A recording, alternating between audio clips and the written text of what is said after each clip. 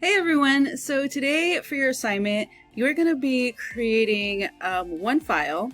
You're going to be combining 3 photos together using those different things that you've learned in the chapters on layers, selections, and layer masking.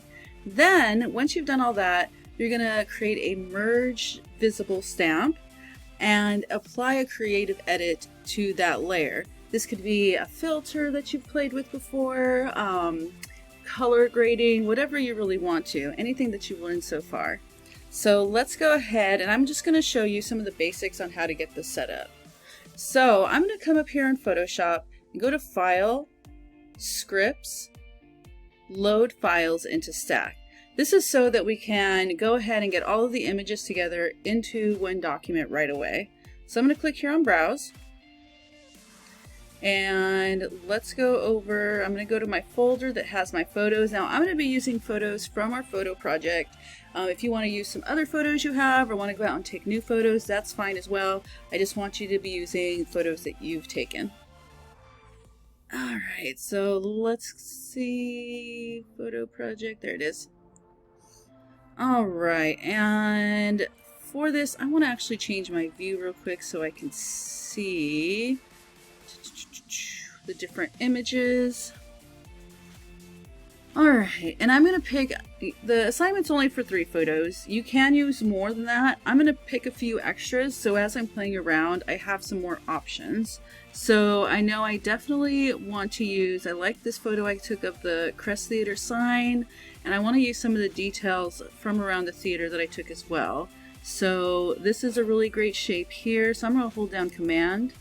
And for all the ones I want to click on and bring this into, I'm going to click on this one. Oh, why isn't it? Let's see. Okay. I think I'm going to add some textures in there, so this one may work well. Maybe these shapes. I think I also took a close-up of these little flower thing shapes here. Oh, there it is. Alright, maybe I'll use that too. So even though I might only end up using 3 photos, I went ahead and selected 6 so that I have some stuff to play around and work with. So I'm going to click Open, and then I'm going to click OK, and it's going to take a moment, but it's going to load all of these into one file here. Let me move my little window down here. Okay, awesome. So now this is, there's a lot of creative aspects of this assignment. The first creative aspect is going to be deciding what photos you're going to use, where you're going to put them. So I'm going to go ahead and pause the video for a moment and play with this a little bit, and I'll be back in just a moment. Okay, so I've been playing around with turning these photos and looking at the different elements and trying to decide what I really want to pull together for this creative edit. And I think what I'm going to go with is, so first of all, I love this photo of the sign, so I definitely want to keep that. Now I'm looking at this, and where the marquee is empty. There's not really anything fun going on there. So I'm thinking that maybe I can select this out and add it here as a little like icon type of badge thing and add that there. And then I'm really loving the flow of this image. I love how it sweeps up, and that kind of reinforces how your eye kind of sweeps up with this photo here. So I'm thinking it's going to work well. So I'm going to use this one as an overall texture over the entire image, I think. This assignment, I'm showing you what I'm doing, but for your assignment, it's really going to be up to you. The great thing and the scary thing about working on this kind of stuff is that you have all of the options available to you. You can do whatever you want, but you really do have to decide what you're going to do. So I'm going to go ahead and try and play with this.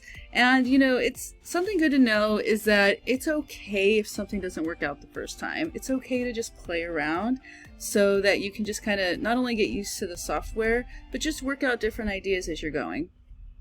Okay, so first off, really quickly, I'm going to show you guys how to, let's see if we can do select subject with this. So I'm going to go to one of my selection tools, and I'm going to go ahead and go to select and mask. And now that I'm here, I'm going to go to select subject. Let's see if it picks out this here, it looks like it did, and I don't like this view. I'm going to change it real quick. Overlay. Okay, it did a pretty good job. Not perfect, but that's okay. Why isn't it letting me zoom in? Oh, there we go. I'm going to zoom in a couple times, Command plus. So I want to clean up this selection a bit, and we can do that with the different tools over here. Let's see.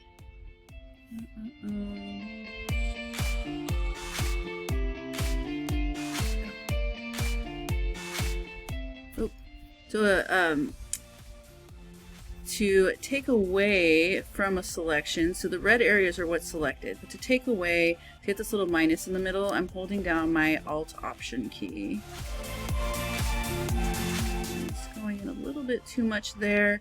This is a little bit difficult because there's not a lot of really great contrast between the back, you know, the edges of this area and the part that I'm trying to actually mask out. So that's why there's a little bit of issue. I think I'm actually just going to go straight to my layer mask and use the brush. And you know, that's why we have so many different selection type options, is because not everything's always going to work out the same for each image. So I'm going to go ahead and keep this and then keep working off of this. So I'm going to come down here to my output settings, and I want to output to layer mask. Click OK. And so now here's my layer, and there's the layer mask, but I do want to clean it up a bit. So I'm going to go ahead and grab my brush by hitting B. And now this is always a little bit difficult when I'm making these tutorials for you guys, because, you know, so you guys can see I actually have my cursor a lot larger than it actually is. So that's in the accessibility settings. So let's see how this goes. We go ahead and switch. I want to make sure that my foreground and background colors are black and white. So to make sure they are, you can hit D, and then I'm going to hit X to change from black to white. And let's see how this goes. What's going on here? Okay, so I think it's just my brush isn't, like I said, I've got it set a lot larger, so that a lot larger to see on the screen, so it's not showing me exactly what the brush size is, but it's okay. I'll figure it out. Okay, I'm gonna keep working on that, so I'm gonna pause the video for a second so you guys aren't just watching me brush away. Alright, so I've got this masked out now, and I'm gonna go ahead and try. Yep, I think I'm liking it right there. Oh, I could put it behind the sky, kind of like a. No, I think I'm just gonna leave it here for now. I'm gonna hit Command T so that I can transform. Let's make it a little bit smaller. You know what? Maybe even just in the corner would be cute. I don't know. Let's leave it there for now. Okay. And now I want to play with, let's see, this one. I'm going to go ahead and move it over to the side there and just play it with the different blending modes real quick. Let's see what I like. Oh, that one looks pretty good. Overlay is looking nice. Okay, I'm liking overlay. And so we're getting that, you know, movement going on with that. Now I'm thinking I kind of, you know, this part isn't nearly as, like, I feel like all the movement is right here, and where I really want it to be coming in right here. So maybe I just need to turn it a bit. I'm going to hit Command T. And I'm going to hit Command minus a couple times to zoom out. And I'm going to make this larger. Okay, so you see where that lighter area is now kind of like flowing out. I think that's more what I'm looking for. So I'm going to hit return. And do I like that flower there? I think I do. I'm going to just move it over just a tad. Alright, and this, I think I'm going to take the opacity down a little. So I want to be able to see what's going on behind it still, right?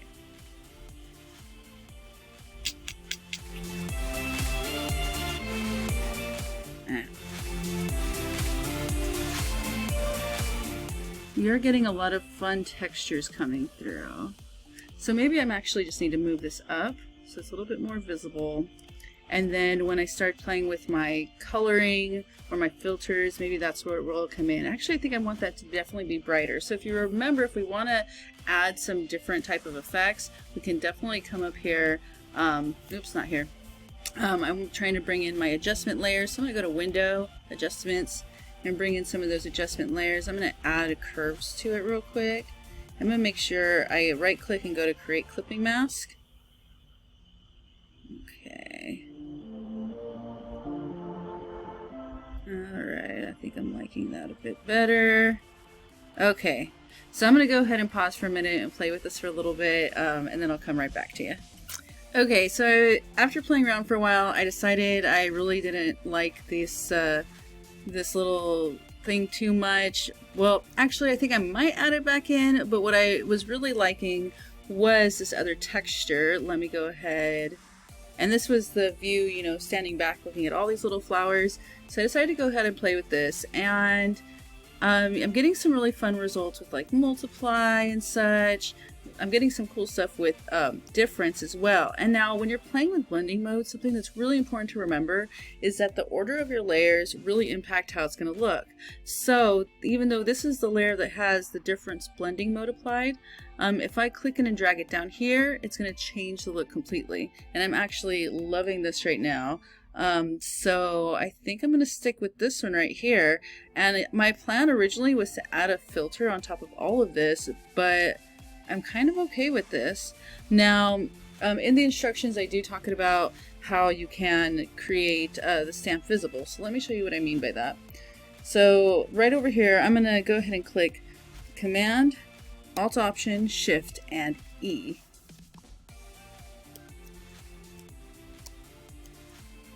What's going on? Oh, it didn't work. Command, Shift, Option, E. There we go. Okay. I think it was because I was on a layer that wasn't turned on. So because I did that now, everything that was visible and what's going on in my document is now turned into one layer on its own. So let me go ahead and turn all of these off.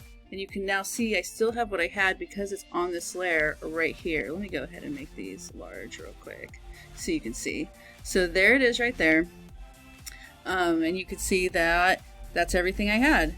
I can turn all this stuff back on again, but now I have this one layer that I can keep on working on if I want to. Now, I personally think that this is a good stopping point. I think if I keep on going, well, I don't know. Let's go ahead. Let's do let's go ahead and do Convert for Smart Filters. All right, and I am going to go with, let's go into Filter Gallery and try out some stuff here.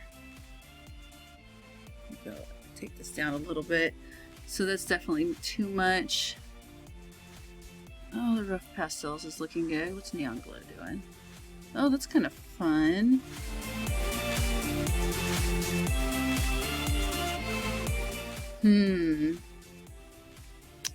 I am liking that, but I feel like we're losing too much of the detail. Let me bring this down a little bit. Maybe there's fine. Okay. I think I'm liking this one. Let me go ahead and click OK. Alright. And I did crop it a bit, but it looks like I missed some. So I'm going to go ahead and hit the C again to bring up my crop tool. And let's go ahead and just crop it up just a little bit so I can get rid of that line there. Okay, I'm going to hit up a couple times. Alright, and return. Okay, so this is kind of a crazy edit, but that's the whole point of this assignment, is to just have fun, explore different ways to select things, to combine things, use different blending modes, use different filters. So yeah, hope you guys have fun with this assignment.